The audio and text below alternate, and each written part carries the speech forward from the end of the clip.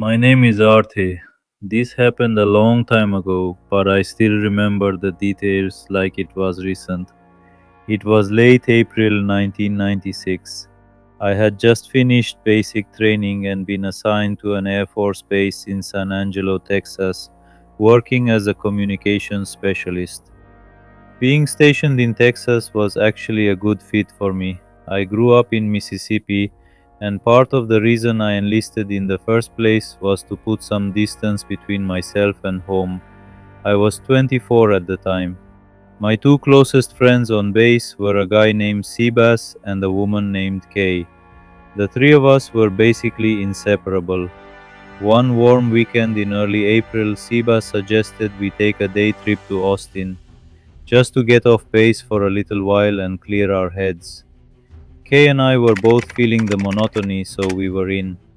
Kay offered to drive, we packed up her SUV and hit the road that afternoon. About an hour in, we were cruising along a mostly empty stretch of highway when Sebas spoke up.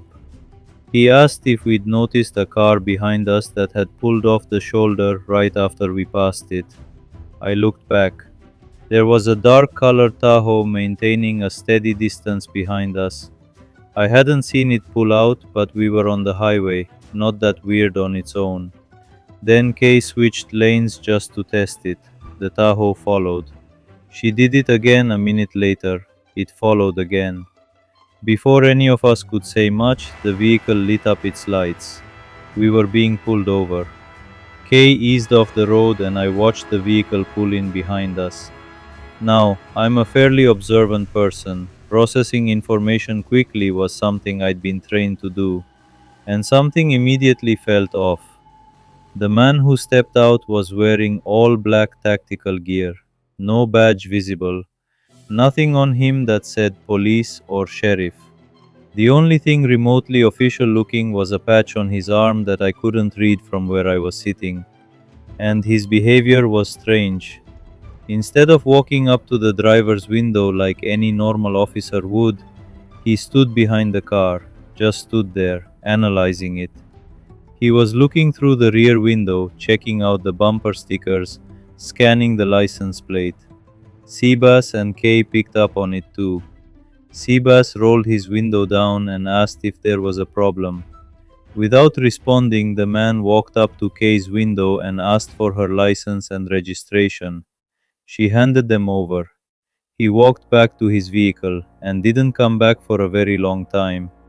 The three of us whispered among ourselves, trying to figure out what to do. Something was clearly wrong, but we weren't sure what our move was.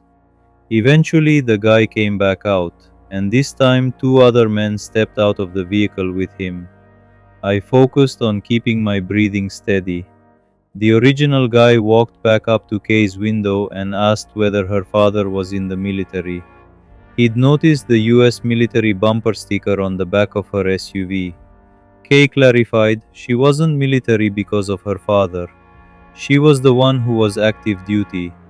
Then she gestured toward the back seat and said, "Them too." The moment she said that, I watched the man's body language shift. He stiffened, glanced back at the two guys still standing near the rear of the vehicle, then back at Kay.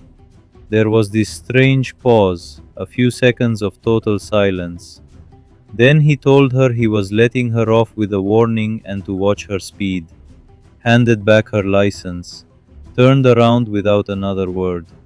All three of them got back in the Tahoe, and before Kay had even started the ignition, they were already gone, pulling away fast.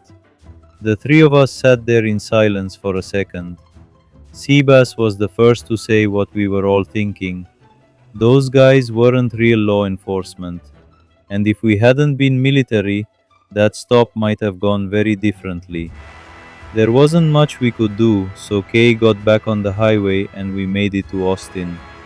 Honestly, by the time we got back to base that evening, we'd mostly pushed the whole thing to the back of our minds. Until about a week later, Seabass and I were in the rec room watching the local news when a story came on that made my stomach drop. A man and a woman had been found dead in a ditch along a stretch of highway just outside San Angelo, robbed and murdered, according to investigators. The bodies had been dumped there the night before. Then came the part that hit different. The vehicle found abandoned near the scene, a black Tahoe, had been reported stolen months earlier out of state. Seabass and I didn't say a word to each other. We just got up and went to find Kay. The three of us agreed immediately. We had to go to the police. We told them everything we could remember. And I think about that story often, even now. Kay's bumper sticker, a small piece of adhesive on the back of an SUV, might have genuinely saved our lives that day. Had we been three random civilians with no military connection, I have no idea how that stop ends.